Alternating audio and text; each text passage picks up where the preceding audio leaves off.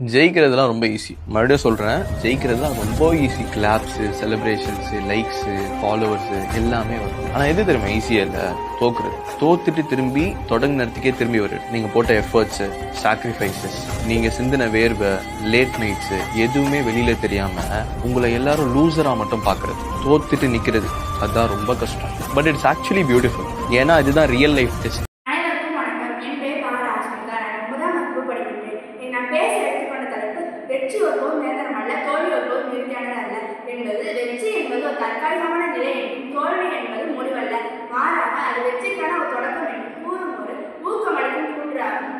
இந்த வாக்கியத்தின் பொருள் என்னவென்றால், நீங்கள் வெற்றி பெற்றாலும் அந்த வெற்றி நிரந்தரமானது அல்ல, அதே போல் தோல்வியும் நிறுத்தியானது அல்ல, மாறாக அது அடுத்த கட்ட முயற்சிக்கு நம்மை தூண்டும் களம். நீங்கள் வெற்றி பெற்றாலும் தொடர்ந்து கடினமாக உழைக்க வேண்டும். ஏனெனில் இவ்வுலகில் எதுவும் நிரந்தரமானது அல்ல. மேலும் மாற்றம் என்பது இயற்கையின் விதி. தோல்வி என்பது முடிவல்ல, மாறாக அது வெற்றிக்கான முதல் படியாக இருக்கலாம். வெற்றிக்கும் தோல்விக்கும் இடையில் இருப்பது தொடரும் துணிவுதான்.